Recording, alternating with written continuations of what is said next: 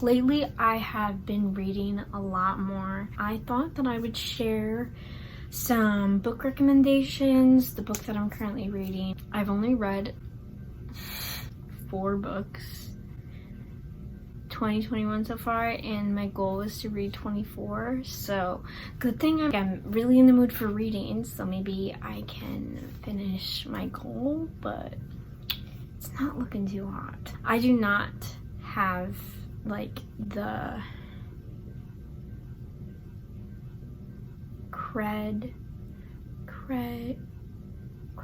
I don't have the credentials to be a booktuber, so I'm just gonna make some book videos and that's it. The book that I recently just finished, and by recently I mean like 2 days ago, is Gone Girl by Gillian Flynn.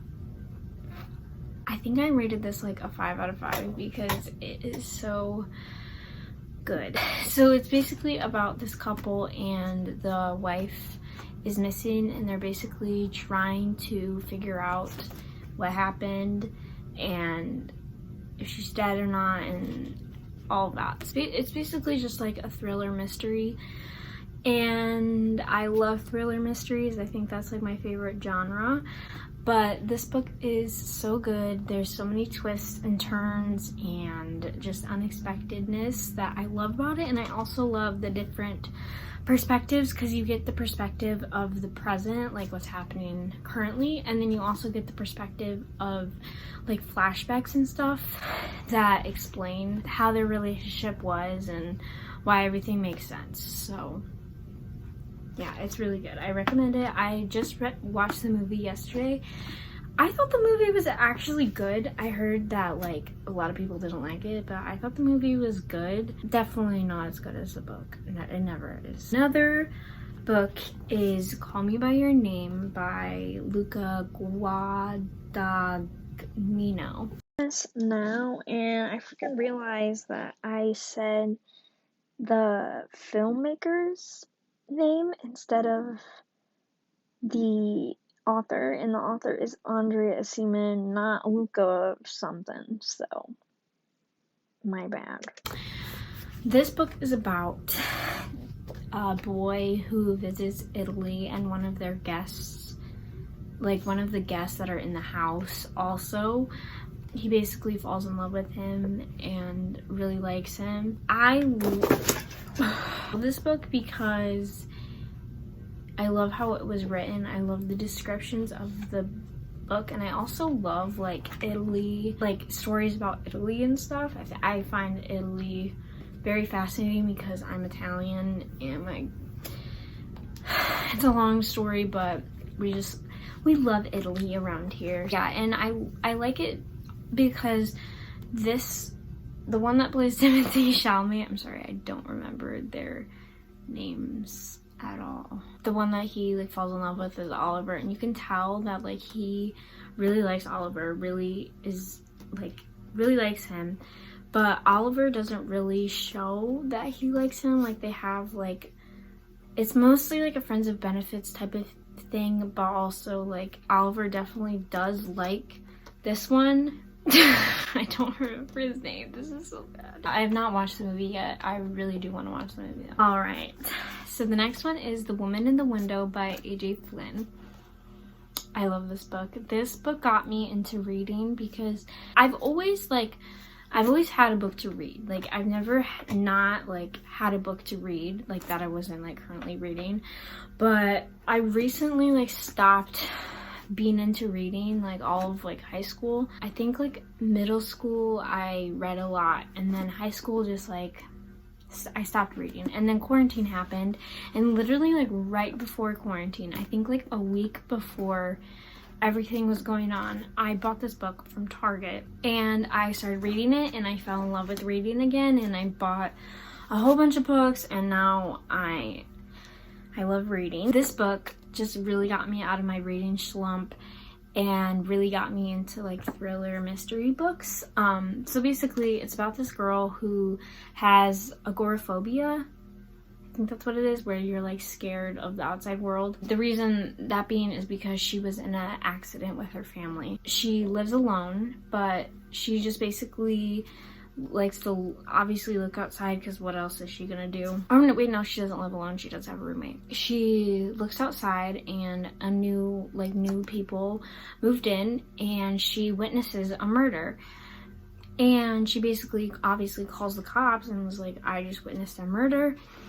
And then things don't really align, because they think she's crazy that it didn't happen, but who knows, maybe it did. And I really like it because there's just so many twists and turns and stuff that you just don't expect, and it's so good. It is kind of a big book, I feel like. There's like, oh, maybe it's not. It just looks a little big. It does look, it's just so good. Just read it. I did watch the beginning of the movie, and I was not really a fan of it. I think, I don't know. It was just not what I was expecting, like, reading this, you know. The next book is called Dear Evan Hansen, and so if you guys don't know the musical, it's just basically the musical in book form, but basically it's about this boy who doesn't really have a lot of friends, is kind of like an outsider, and like he has like acquaintances also, but one of his acquaintances kills himself,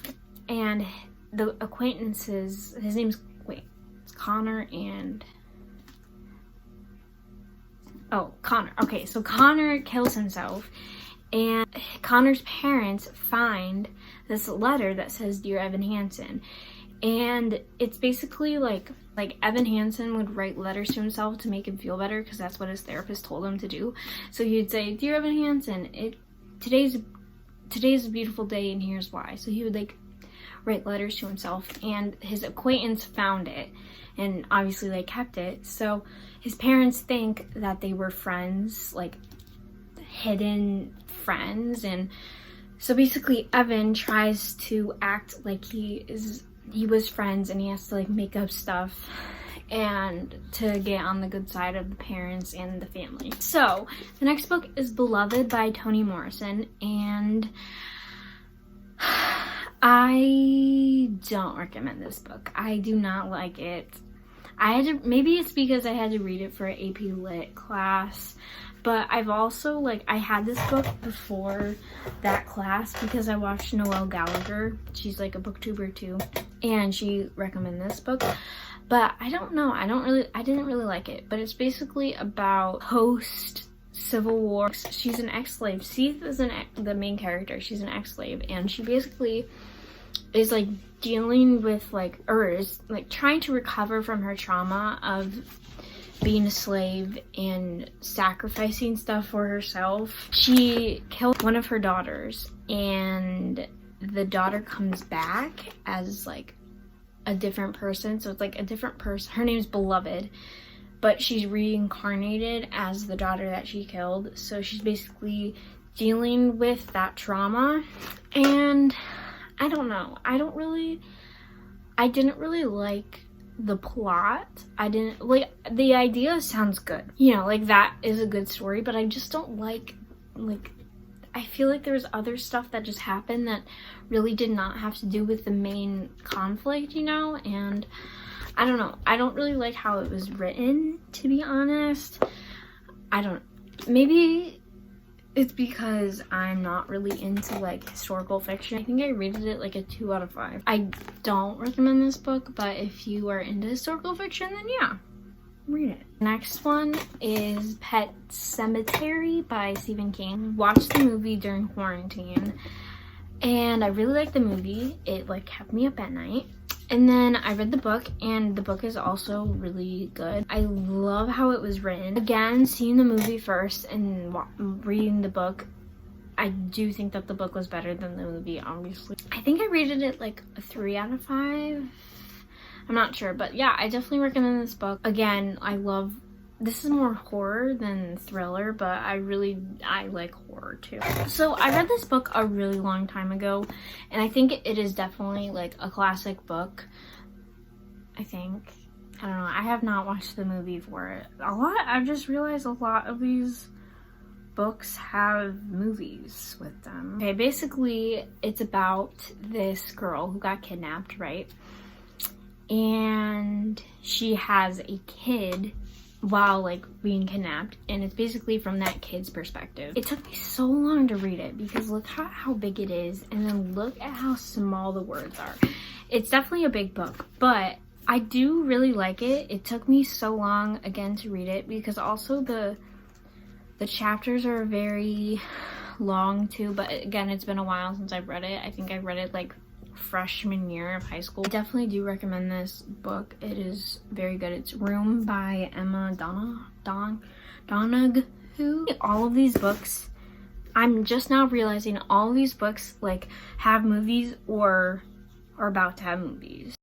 Just say that, like, why did I have to say it again? I think I'm going crazy or something. The next one is Simon versus the Homo sapiens Agenda.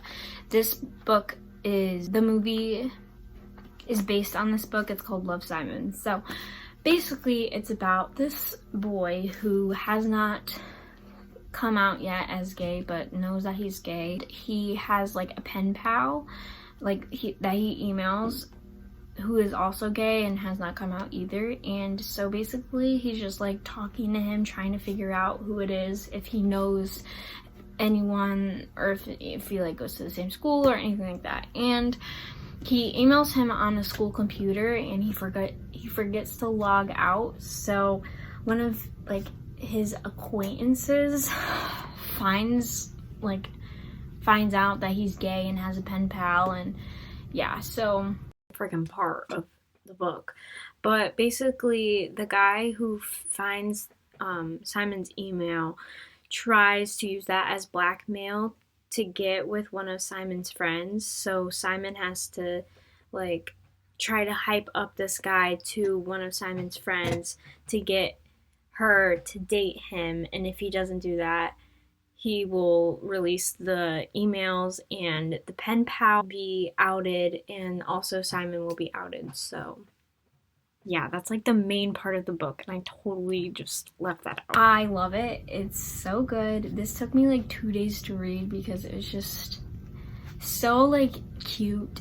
I just love it. It's so good. I also kind of stole this book. So the last one that I recently read is The Hate U Give by Angie Thomas, and I actually think I started reading this like right after like the whole George Floyd thing happened. It's about this girl who witnesses her friend getting shot by a cop for again brushing his hair, and they think that it's gun, so they shoot him, and she's basically just sticking up for that like happening because first of all, like, it's obviously traumatic seeing that like happen to your best friend, but also her being like, that could have been her super easily too. Yeah, I honestly think this is a book that everyone should read. It really just gives you a perspective if you don't support the Black Lives Matter movement. It just really does give a perspective about it because obviously like that's something that I'm very passionate about. I watched the movie before I read the book, but reading, and it definitely just teaches you a lot. I think this is a book that just teaches you like a lot about life. So I'm currently reading this book called Sweet Bitter by Stephanie Danler, and I'm like on page 73. I started this last night, and it's basically about this girl who moves to New York City and starts like working at a super like I want to say it's fancy the way that she describes it, and that's about it. That's basically all that I can tell you. It's basically just about like life in New York City first starting out. I mean, it's really good. I know that sounds like boring, but it is really good, and I like the idea of like going out somewhere alone and moving. And that is it for this video. I hope you guys enjoyed it. If you guys want more book videos, let me know, because I do like reading and I love like watching booktubers and stuff. So I love you guys. Stay positive. Bye.